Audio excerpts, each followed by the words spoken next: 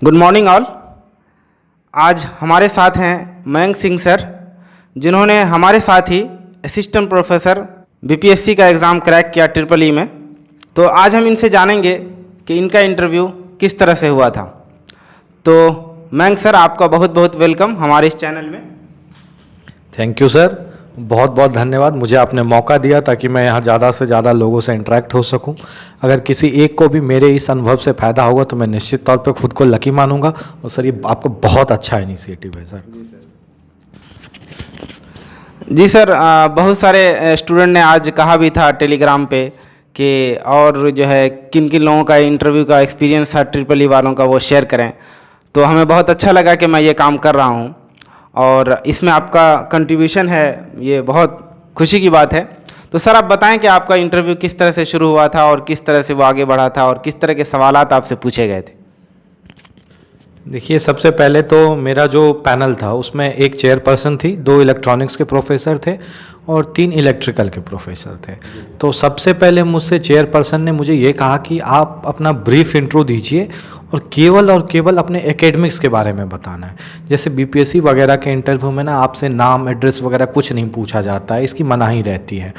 तो वहाँ पे उन्होंने पहले इंट्रो पूछा मुझसे, उसके बाद इलेक्ट्रॉनिक्स के फैकल्टीज़ ने क्वेश्चन पूछना शुरू किया।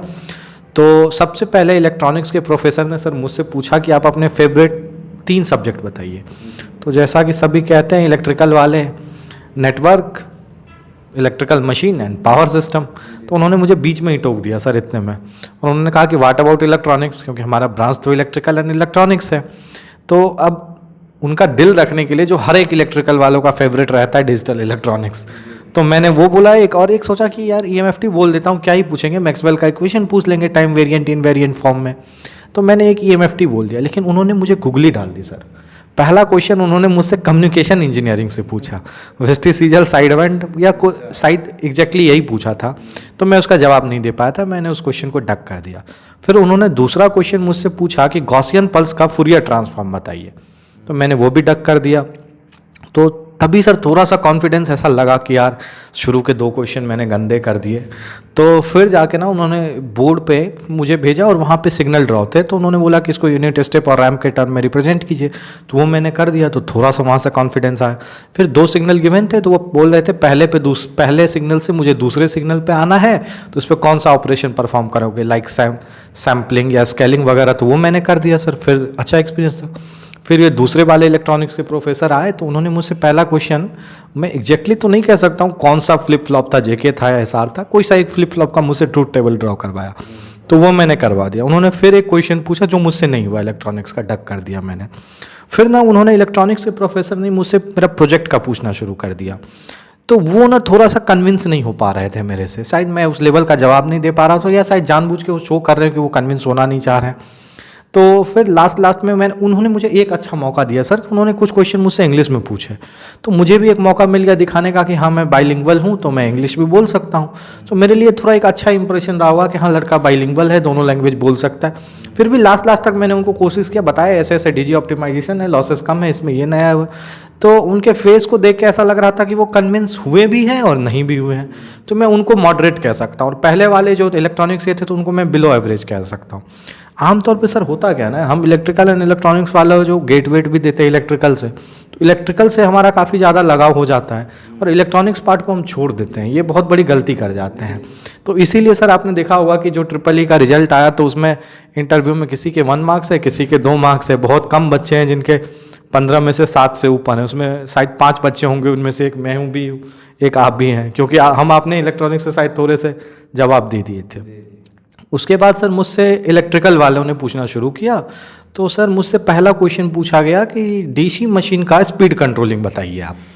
तो वो मैंने बता दिया। फिर एक दूसरे फैकल्टीज थे उनके बगल में जो भी थे एक्सपर्ट, तो उन्होंने मुझसे पूछा कि एक सर्किट ड्रॉ करवाया मुझसे बोर्ड पे, एक डायोड के अक्रॉस का थेवेनिन इक्विवेलेंट सर्किट निकालना था, तो वो भी मैंने निकाल दिया।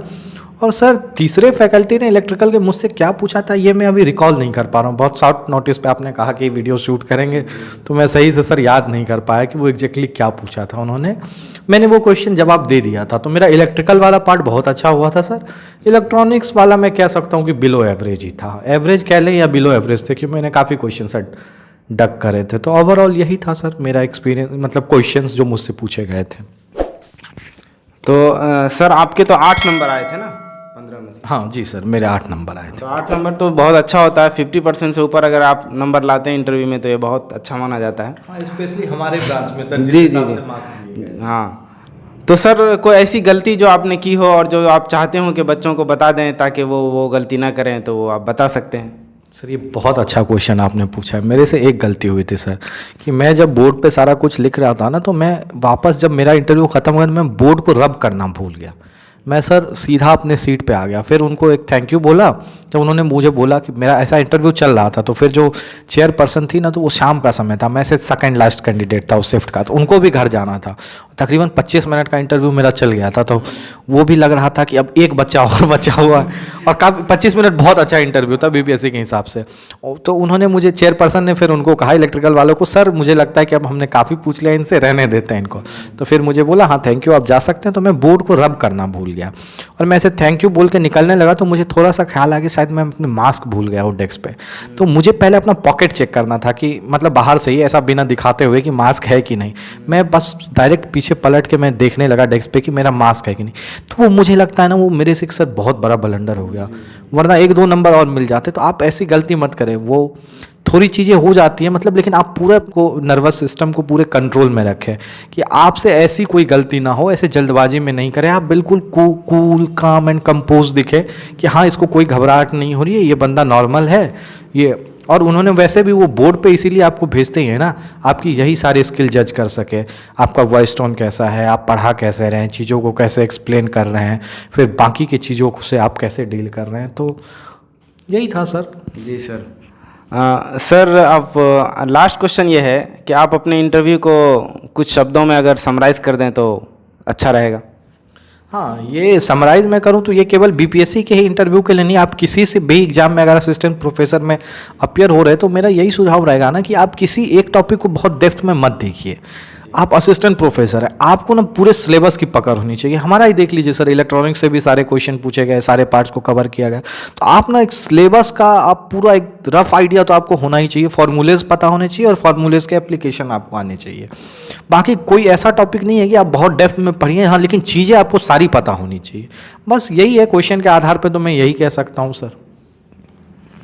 ठीक है सर, आपका बहुत बहुत शुक्रिया कि आपने जो है इतना अपना टाइम दिया और हमारे व्यूअर्स के लिए जो है अपनी एक्सपीरियंस शेयर किया। मैं उम्मीद करता हूं कि ये आने वाले इंटरव्यू में ये हमारे जो देने वाले स्टूडेंट्स हैं उनको बहुत फ़ायदा होगा। बहुत बहुत शुक्रिया सर आपका। Thank you very much. धन्यवाद सर, आपने मुझे मौका दिया। Thank you sir.